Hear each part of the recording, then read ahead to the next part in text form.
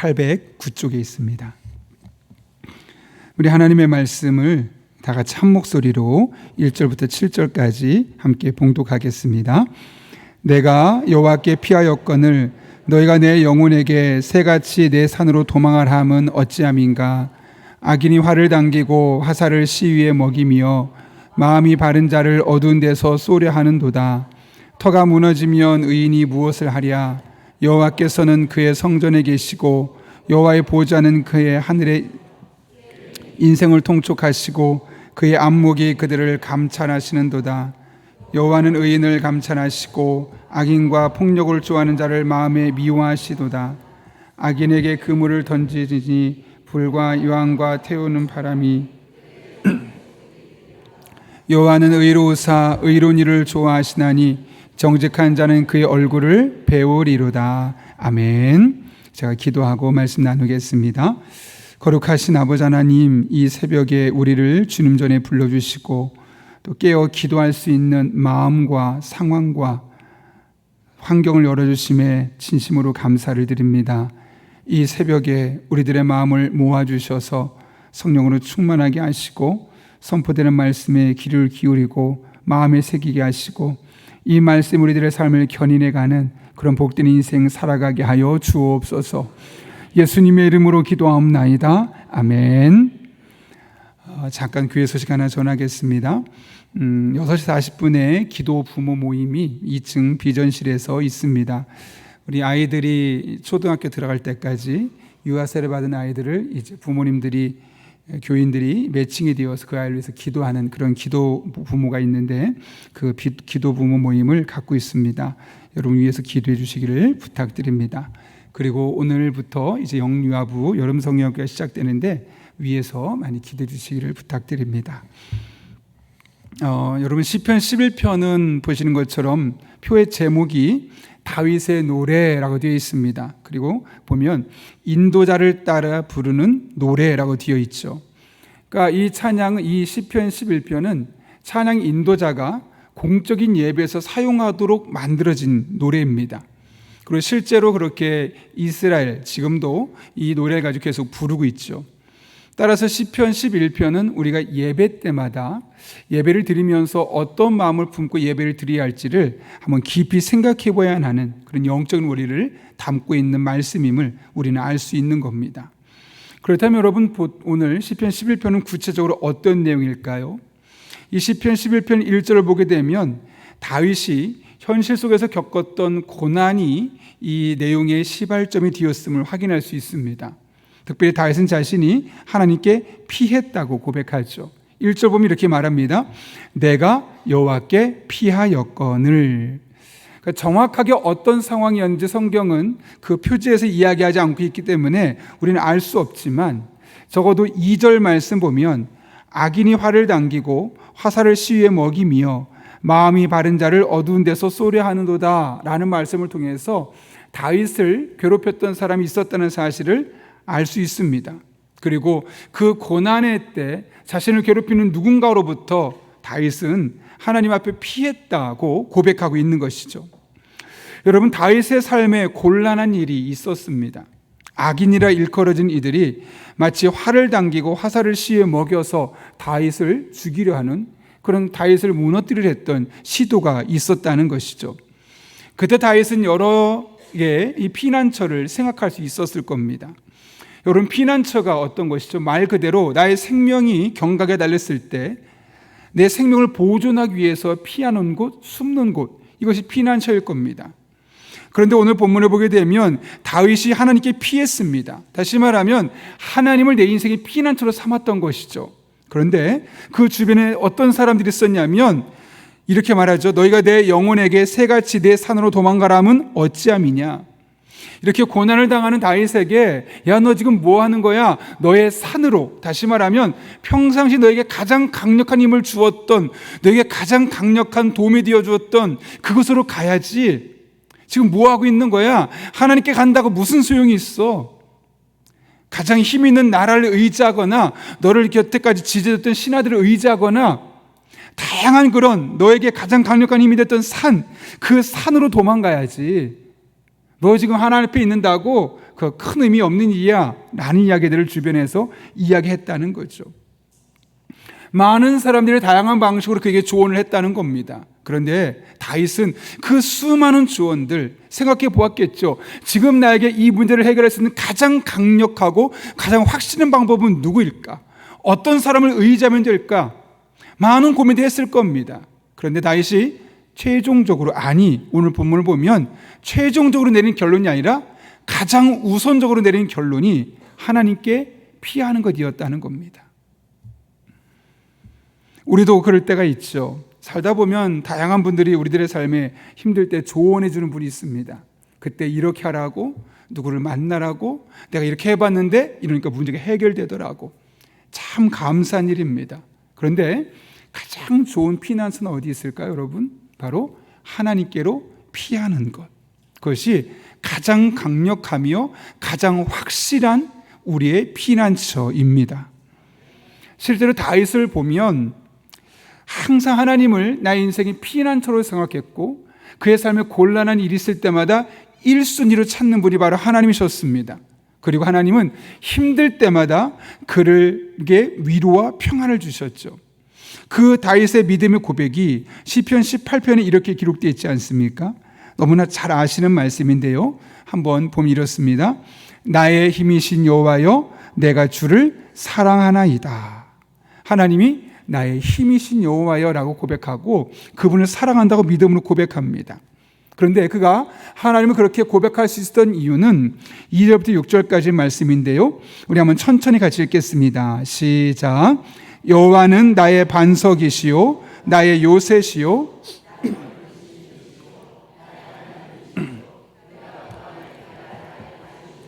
나의 방패시요 나의 구원의 뿌리시요 나의 산성이시로다.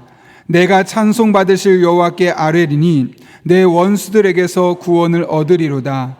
사망의 줄이 나를 얽고 불의 창수가 나를 두렵게 하였으며 스올의 줄이 나를 두르고 사망의 올무가 내게 이르렀도다. 내가 환난 중에서 여호와께 아뢰며 나의 하나님께 부르짖었더니 그가 그의 성전에서 내 소리를 들으시며 그의 앞에서 나의 부르짖음이 그의 귀에 들렸도다. 아멘. 오늘 다윗이 하나님을 다양한 모습으로 소개하고 있죠. 묘사하고 있죠. 하나님이 어떤 때 내 인생에 반석이 되어주셨고 요사가 되어주셨고 나를 건져주시는 분이 되어주셨으며 바위가, 때론 방패가, 구원의 뿔로서, 산성으로서, 그렇게 다양한 방식으로 다윗이 하나님께 피할 때마다, 하나님께 의지할 때마다 한 번도 어김없이 그에게 찾아와 주셨다는 겁니다. 마음이 외로울 땐 그의 마음을 만져주시는 분으로, 관계가 틀어졌을 땐 그 관계를 회복시켜 주시는 분으로, 또 가정의 문제는 가정의 문제를 해결하시는 분으로 다양한 방식으로 하나님께서 다윗을 만나 주셨고, 그때마다 다윗에게 주셨던 깨달음이, 이 하나님은 나에게 반석 같은 분이셔, 나에게 요새 같은 분이셔, 나를 건져주는 분이셔, 나의 인생의 바위 같은 분이셔, 내 인생의 방패가 되어주는 분이셨어, 나의 구원의 뿔이 되어주셨고 산성이 되어주셨어. 그 순간순간만 하나님을 다양한 방식으로 그가 경험했던 겁니다. 여러분이 시편 18편 1절부터 2절까지 다윗의 이 고백이 단순히 하나님을 하나의 묘사하기 위해서 다양한 방식으로 묘사한 것이 아니라 그가 하나님께 피난처로 의지하고 나갔을 때마다 만나주셨던 다양한 방식입니다. 여러분, 우리도 마찬가지 아니겠습니까? 다윗이 하나님께 자신의 삶에 문제가 있을 때마다, 고난이 있을 때마다 피난처신 하나님께 나아갔고, 하나님 그때마다 문제 맞게 그에게 찾아와 주셨고 위로해 주셨고 해결해 주셨습니다. 우리도 마찬가지입니다. 우리들의 삶에 곤란한 일이 있을 때마다 하나님을 찾아가면 그 문제 가장 알맞는 방식으로 하나님 우리를 만나주시고 찾아주시고 위로해 주실 것입니다. 그래서 하나님만이 우리 인생의 진정한 피난처이심을 우리로 하여금 목도하게 하여 주실 것입니다. 여러분의 기도를 들으시고 여러분의 부르짖음을 들으시고 가장 완벽하고 가장 확실한 피난처가 하나님밖에 없다는 사실을 분명하게 여러분의 삶을 통해 보여주실 것입니다. 그런 은혜가 다윗이 고백했던 것처럼 저 여러분의 입술을 통해 고백될 수 있기를 예수님의 이름으로 축원합니다. 하나님은 다윗에게 늘 완벽한 피난처였습니다. 그래서 다윗은 힘들 때마다, 고난 있을 때마다, 고민 있을 때마다 사람들은 야 이쪽으로 가 저쪽으로 가 말했지만 나는 하나님을 나의 인생의 피난처로 삼았다고 첫 번째로 찾아갔죠. 그렇다면 그가 그렇게 하나님을 의지하게 되었던 가장 중요한 계기가 무엇이었을까요? 그것은 바로 하나님께서 가지고 계신 영적인 속성 때문입니다. 오늘 본문 4절과 5절에 기록되어 있는데요, 같이 한번 천천히 읽겠습니다. 시작. 여호와께서는 그의 성전에 계시고 동촉하시고 그의 안목이 그들을 감찰하시도다. 여호와는 의인을 감찰하시고 악인과 폭력을 좋아하는 자를 마음에 미워하시노다. 아멘. 하나님께서 어디 계시냐고 말씀하시냐면 그의 성전에 계시고 여호와의 보좌가 하늘에 있다고 이야기합니다. 여러분, 이 표현이 어떻게 들립니까? 마치 하나님이 나의 고난에는 어떤 관심도 없이 저 딴 세상에 계신 분, 저 멀리 하늘에 계신 분, 그냥 보좌에 앉아 계신 분처럼만 느껴지십니까? 그렇게 느껴지죠. 이 표현만 보면 나는 힘든데 고난 가운데 있는데 그냥 저 성전에서 가만히 혼자 계신, 내가 힘들면 마치 성경 묘사기를 뛰쳐나와서 나를 도와주시는 분, 하늘 보좌에서 내려오셔서 나를 돕는 분, 이렇게 묘사되면 좋은데 성경에 보면 그냥 성전에 가만히 계시고 하나님의 보좌는 내가 고통당하고 있는 이 땅이 아니라 마치 저 하늘 보좌에 있어서 나와 전혀 상관없는 분처럼 느껴집니다. 이 표현만 보면. 그런데 본문은 그런 의미가 아니죠. 하나님은 우리가 고난을 당할 때, 오늘 본문 3절 말씀에는 터가 무너지는 상황에서도 여전히 변함없이 그분의 성전에 계시고 그분의 보좌에 앉아 계신다. 변함없이 그 자리를 지키시고 계신 분이라는 사실을 말씀하고 있는 겁니다. 사람들은 문제가 생기면 피하죠. 어려우면 외면합니다. 근데 하나님은 한결같은 분이라는 거예요. 우리가 어떤 문제가 있든 어떤 고난이 있든 항상 같은 자리에서 우리를 바라보시고 우리에게 은혜 베푸시기 위해서 그 자리를 지키시는 하나님. 그런데 그 하나님께서 어떻게 하신다고 말씀하시냐면 오늘 본문의 말씀 4절, 5절 이렇게 됐죠. 그의 눈이 인생을 통촉하신다고 말하고요, 그의 안목이 그들을 감찰하신다고 이야기합니다.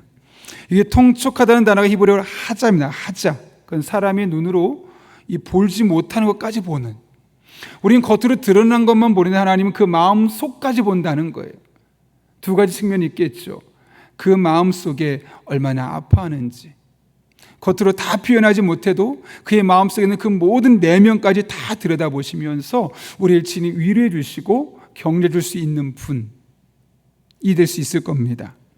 그런데 그 하나님은 통촉하면서 우리를 다 속까지 들여다보시는 분을 넘어서서 감찰하시는 분이라고 합니다. 감찰은 빠한이란 단어인데요, 불로 금속을 재련하거나 실현하는 것.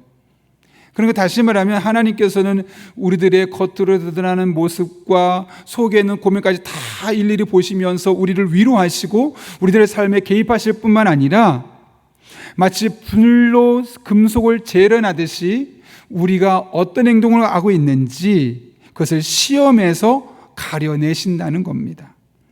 그러면서 6절 7절에서 말씀하시기를 하나님께서는 악인을 미워하시고 의로운 이를 좋아하시기 때문에 정직한 자는 하나님의 얼굴, 즉 하나님의 은혜와 사랑을 경험하게 될 것이라고 선언하고 있죠. 여러분 6절과 7절 이렇게 기록합니다. 악인에게 그물을 던지시리니 불과 유황과 태우는 바람이 그들의 잔에 소득이 되리로다. 여호와는 의로우사 의로운 이를 좋아하시나니 정직한 자는 그의 얼굴을 배우리오다. 다윗은 늘 자신의 삶을 통촉하시고 감찰하시는 하나님, 그 하나님의 시선을 의식하며 살았다는 거죠. 그래서 그 하나님 보시기에 자신을 일컬어 의로운 사람이라고 말하고 의로운 일을 좋아하는 사람이었다고 이야기할 수 있을 만큼 하나님 앞에 의로운 삶을 살았다는 것을 오늘 7절을 통해서 우리에게 이야기하고 있는 겁니다. 그렇게 그는 편법과 거리를 두었고 불법을 거부했던 사람입니다. 그래서 그는 하나님 앞에, 의로운 일을 좋아하는 하나님 앞에 이렇게 나올 수 있었던 것이고 하나님의 얼굴을 볼 수 있는, 다시 말하면 하나님의 은혜를 경험할 수 있는 특별한 사랑을, 혜택을 입은 사람이었음을 오늘 본문을 통해서 우리에게 분명하게 말씀하는 겁니다. 여러분 혹시 신혼 에베네셀이라고 아마 여성 의류들을 많이 팔죠. 들어보신 적이 있고 지금도 그 브랜드에서 여러 가지 옷을 판매하고 있습니다. 패션 그룹인 이 신혼 에베네셀이 정직 그리고 신앙으로 기업을 일궈낸 사람으로서 우리에게 잘 알려져 있죠. 벌써 오래전입니다. 이 IMF 때 외환 위기가 우리나라에 닥치게 되었죠. 그때 많은 많은 기업들이 이제 극심한 자금난으로 이제 워크아웃을 신청하게 되고, 또 특히 신혼 에베네셀 같은 경우는 무려 7번에 걸쳐서 부도의 위기를 맞았다고 합니다. 그때마다 그를 알았던 주변의 수많은 기업인들이 뭐라고 말하냐면, 야, 비자금을 잘 조성하라고. 너 이대로 가만히 있으면 그거 있는 것도 다 날리고 아무것도 손에 쥘 수 없다고. 그리고 장부를 조작해서라도 이런 때는 우리가 살아남는 게 중요하다고. 실제로 많은 기업들이 그렇게 어떻게든 비자금을 다 뒤로 빼돌리고 장부를 조작해서 이 회사가 망해도 내가 쓸 돈만큼은 갖고 있으려고 그런 일들을 했습니다. 그러면 주변에서 말하기를 적당히 속여야 우리가 살아남을 수 있다고 이야기하는 것이죠. 하지만 박성철 회장은 아니다. 내가 사람들은 속일 수 있어도 하나님은 속일 수 없지 하는 마음이 있었고, 내가 망하더라도 하나님 앞에서 정직하게 망하는 것이 훨씬 더 믿음의 사람의 모습이다라고 생각했습니다. 그래서 그의 모든 회계 장부와 자산 현황을 투명하게 공개했습니다. 그동안 그에게 조언했던 사람들이 바보 같은 짓을 했다고, 왜 그렇게 미련한 짓을 했냐고, 너 곧 망할 거라고 손가락질을 했습니다. 그리고 실제로 그럴 위기에 처하게 되었죠. 여러분 어떻게 되었을까요? 당시에 기업 실사를 맡았던 채권단과 외국인 투자자들이 이제 그 회사를 다 들여다보는 겁니다. 그리고 깜짝 놀랐습니다.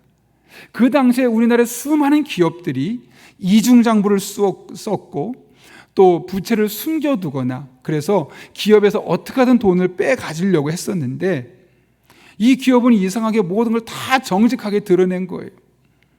채권단이 이렇게 모든 자료와 정보를 보고 나서 이렇게 결론을 내렸습니다. 이렇게 정직한 경영자라면 우리가 믿고 돈을 맡길 수 있겠다.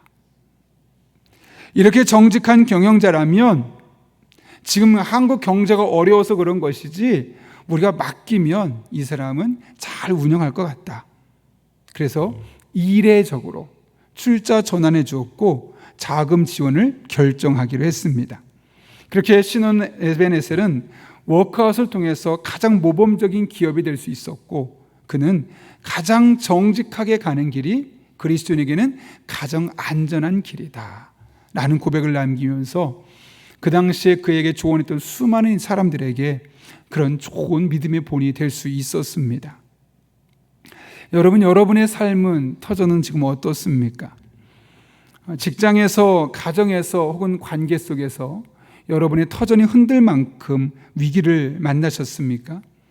그랬을 때 다윗의 곁에 있던 사람들처럼 새처럼 산으로 도망가라고, 이곳에 길이 있다고, 이 방법밖에 없다고, 이것이 그래도 너를 지킬 수 있는 최소한의 방법이라고 이야기를 하면서 조언하는 수많은 사람들의 소리가 여러분 귀에 들리고 있습니까? 기억하십시오. 참된 피난처는 어떤 요령이나 지금 보기에 가장 유리한 조건이 아니라 여전히 하늘 보호자를 지키시며 우리를 통촉하고 계신 하나님께 달려 있습니다.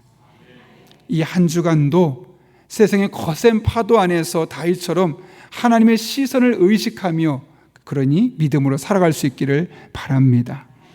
그럴 때 의로운 일을 좋아하시는 하나님께서 반드시 저와 여러분의 인생 또한 책임져 주실 것입니다. 세상 그 어떤 곳에서도 제공할 수 없는 완벽한 피난처가 되어줄 것이고, 그 하나님으로 말미암아 우리는 하나님의 얼굴을 보았노라고 하나님의 은혜를 간증하는 삶을 살게 될 것입니다. 이런 삶을 살아가는 저와 여러분 될 수 있기를 예수님의 이름으로 축원합니다. 이 시간 우리가 그 하나님의 은혜를 생각하면서 이 안개 속에서 아무것도 보이지 않지만 내가 주님만 바라보겠습니다. 나에게 손을 내미시는 주님만을 붙들겠습니다. 그 예수님의 길을 걸어가겠습니다. 그럴 때 하나님, 저의 인생에 피난처가 되신 하나님을 온전히 만나게 하시고 간증하며 살게 하여 주옵소서.